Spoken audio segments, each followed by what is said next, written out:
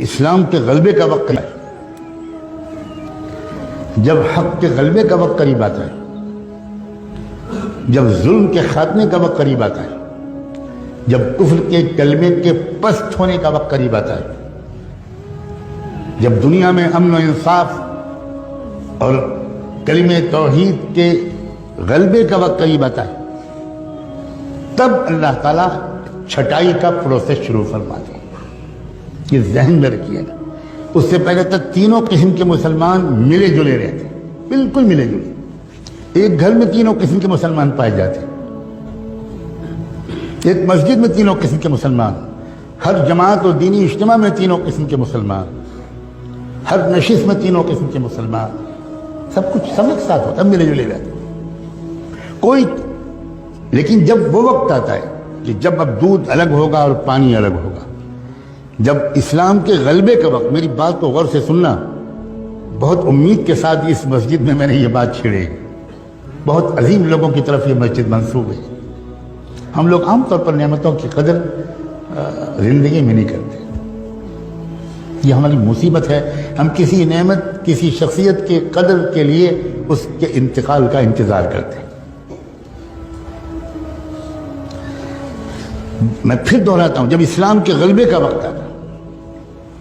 جب کفر کے کچل جانے کا وقت آتا ہے، جب نظم عالم الٹ پلٹ کر دینے کا وقت اللہ کے بنائے ہوئے پروگرام کے مطابق آ جاتا ہے، باطل کا غلبہ نہیں، کفر کا غلبہ نہیں، ظلم کا غلبہ نہیں، الٹی بات میں کروں، جب کفر کا خاتمہ، جب باطل کے کلمے کے کچل جانے کا اور اسلام کے اور حق کے اور انصاف کے اور امن کے قائم ہو جانے کا وقت جب قریب آتا ہے، تو ہمیشہ اللہ کا معمول ہے کہ ملے جلے تینوں قسم کے مسلمانوں کے ذریعے کبھی بھی حق کا غلبہ نہ ہوا ہے نہ ہوگا۔ اس سے پہلے اللہ تعالیٰ ایک پروسیس شروع کرتے ہیں، ایک ترتیب ہے اللہ تعالیٰ کی، وہ یہ کہ چھانٹ دوں گا میں، پہلے قسم کے مسلمانوں کو الگ کر دوں گا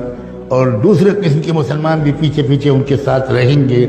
لیکن تیسرے قسم کے ایک انسان کو بھی میں اپنے مقبول بندوں اور بندیوں کے ساتھ کھڑے رہنے کی اجازت نہیں دوں گا۔ پھر میل تو چھٹے گا، الگ ہوگا۔ اور اس کا طریقہ کیا ہوتا ہے؟ اس کا طریقہ اللہ کی طرف سے یہ ہوتا ہے کہ کفر ظلم شروع کرتا ہے، ستانا شروع کرتا ہے، بڑھتا چلا جاتا ہے ظلم، ٹارچر ہوتا ہے، چلتے پھرتے مسلمانوں کو مارا جاتا ہے، جیلوں میں ٹھوسا جاتا ہے۔ یہ طریقہ ہے اللہ کا، یہ فلاں حکومت کر رہی ہے، فلاں حکومت کر رہی ہے،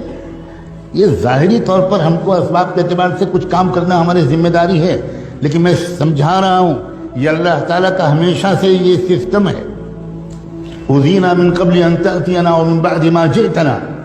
بنو اسرائیل کے لوگوں نے موسیٰ علیہ السلام سے کہا تھا کہ پہلے بھی ہم ذلیل سمجھے جاتے تھے، فرعون کے لوگ ہم کو دلتوں سے زیادہ بدتر سمجھتے تھے، ہمیں غلامی کی زنجیروں میں جکڑ رکھا تھا، آپ آئے، ہم نے آپ پر ایمان ہم نے قبول کیا، ہم نے آپ کا ساتھ دیا، اس کے بعد بھی وہی ظلم ہم پر ہو رہا ہے۔ وہ ظلم اور ظلم میں فرق تھا۔ چنانچہ موسیٰ علیہ السلام نے بعد میں جو جوابات دیے اور بعد میں اس قوم کی تاریخ نے جو مرحلے طے کیے، تو اس نے بتایا کہ بہت فرق تھا ان دونوں قسم کو ظلم میں۔ چھٹائی لازمی ہے، لِيَمْحِصَ اللَّهُ الَّذِينَ آمَنُوا لِيَمِيزَ اللَّهُ الْخَبِيثَ مِنَ الطَّيِّبِ، قرآن نے 20 جگہ یہ بات بیان کی۔ چھٹائی تب ہوتی ہے، یہ ایک بات میں تیسری چوتھی بار دوہرا رہا ہوں، جب اسلام کے غلبے کا وقت قریب ہوتا، اس وقت اللہ تعالیٰ یہ برداشت نہیں کرتے کہ تیسری قسم کے لوگ یہ دوسری اور پہلی قسم کے والوں کے ساتھ رہے۔ احد کی جنگ میں اللہ کے رسول نکلے صحابہ کو ساتھ میں لے کر، اور یہ تیسری قسم کے لوگ بھی ساتھ تھے، جو اندر سے کچھ اور تھے، اوپر سے کچھ اور تھے، اور یہ بھی ساتھ چلے، مگر راستے میں 300 اس تیسری قسم کے لوگ حضور کا ساتھ چھوڑ کے الگ چلے گئے۔ کیوں الگ چلے گئے؟ اس لیے کہ یہ اللہ کے نظام کے مطابق ممکن ہی نہیں تھا کہ یہ تیسری قسم کے لوگ اس فتح کے وقت میں ان کے ساتھ رہیں، یہ ممکن نہیں، یہ اللہ تعالیٰ کبھی نہیں ہونے دیتے۔ مسلمانوں، خدا کے لیے اس بات کو غور سے سمجھو کہ یہ تیسرا یہ وہ دور ہے جب اللہ تعالیٰ نے فیصلہ کر لیا ہے ایک ایک کو چھانٹ کے رہوں گا، چاہے وہ خادم الحرمین الشریفین ہوں، اور چاہے وہ کعبے کے لباس کے متولی ہوں، اور چاہے وہ بڑے بڑے عرب لوگ ہوں اور کعبے کے ممبر پر کھڑے ہو کر نصیحت کرنے والے ہوں، اور چاہے وہ کہیں کے لوگ ہوں، ایک بھی نہیں چھوڑیں گے اللہ۔ سب تھوڑے سے مٹھی بھر لوگ ہوں گے جن کو اللہ چن لیں گے، اور ان کے ذریعے سے پوری دنیا کے اندر ایسا انقلاب آ جائے گا کہ شجر و حجر بھی حیران رہ جائیں۔ یہ کیا ہو گیا؟ یہ سسٹم ہے اللہ کا۔ چھٹائی شروع ہو چکی ہے بڑی تیزی کے ساتھ،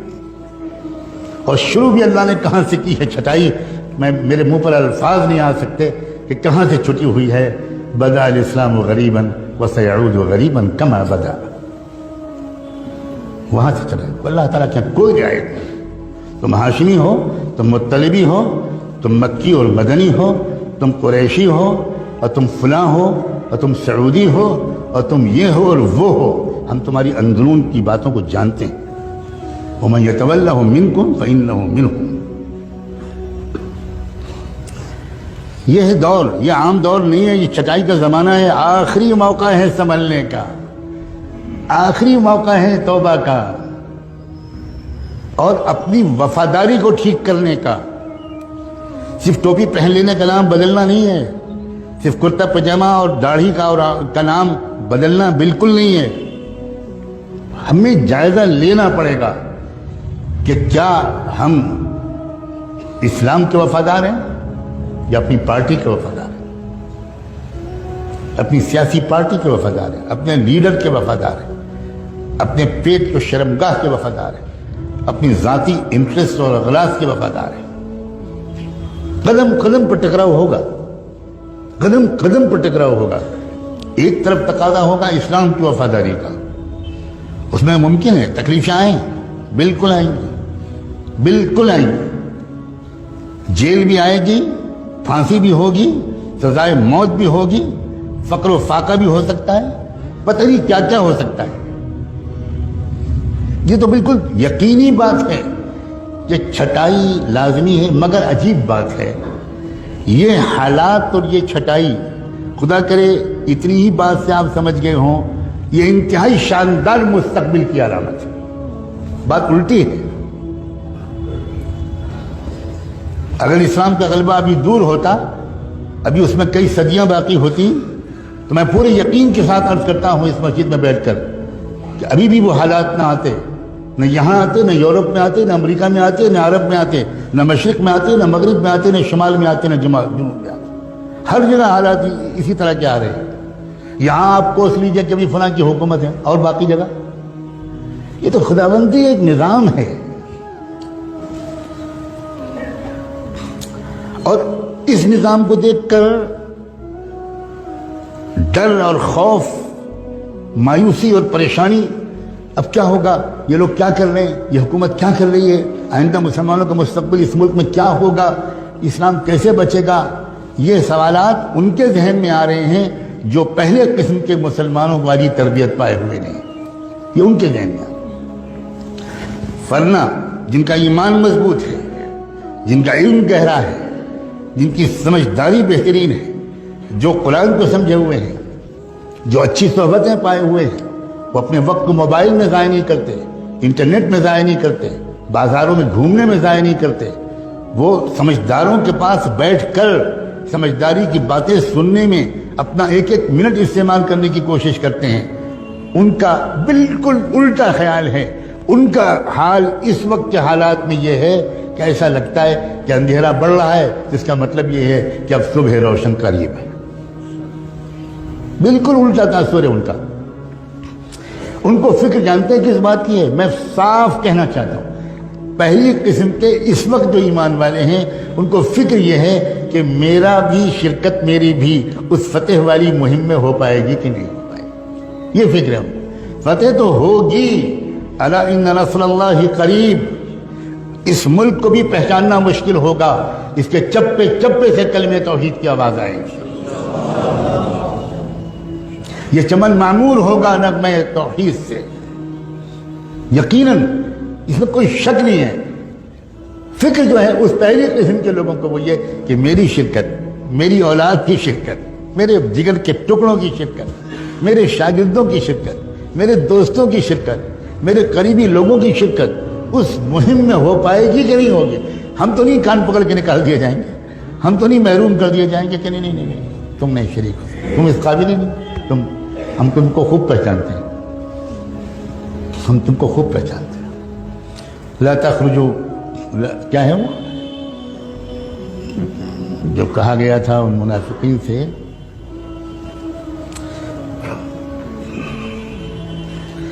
تم کبھی نہیں نکل پاؤ گے، بہت سخت ترین آئے تھے وہ، جن لوگوں نے دھوکہ دیا تھا اسی تبوک کے موقع پر ان سے اللہ نے کہا ان سے کہہ دو کہ تم کو کبھی بھی راہ جہاد میں نکلنے کا موقع نہیں ملے گا، لن تقاتلوا معي عدوا ولن تخرجوا معي ابدا، کسی دشمن سے مقابلے میں کبھی تم کو میرے ساتھ دینے کا موقع توفیق نہیں ملے گی، اور کبھی تم آئندہ راہ خدا میں میرے ساتھ نکل نہیں سکو گے، صاف صاف،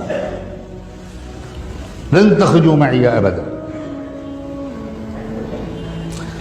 یہ وہ دور ہے جس میں ہم داخل ہو چکے، یہ بتانا ان فرض ہے، اس لیے عرض کر رہا ہوں خدا کے لیے اس بات کو واقعی ایک آگاہی سمجھیں، اسی لیے میں نے وہ دوسری آیت پڑھی تھی فَفِرُّوا إِلَى اللَّهِ إِنِّي لَكُمْ مِنْهُ نَذِيرٌ مُبِينٌ، بھاگو اللہ کی طرف۔ بھاگتا تو آدمی اس وقت ہے، اور بھاگنے کو اس وقت کہا جاتا ہے جب معاملہ ایمرجنسی ہو، ارجنٹ ہو، وقت کم ہو، اس وقت کہا جاتا ہے۔ تب اللہ تعالیٰ نے قرآن میں فرمایا فَفِرُّوا إِلَى اللَّهِ، بھاگو اللہ کی طرف، وقت کم ہے۔ انی لکم منہ نذیر مبین، محمد حضور سے کہا گیا کہ یہ کہو کہ میں تم کو صاف صاف آگاہ کرنے کے لیے آیا ہوں، آگاہ کرنا، وارننگ دینا، بتانا کہ آگے کیا ہونے والا ہے، منزل آخری کیا ہے، راستہ کیا ہے، یہ وہ دو۔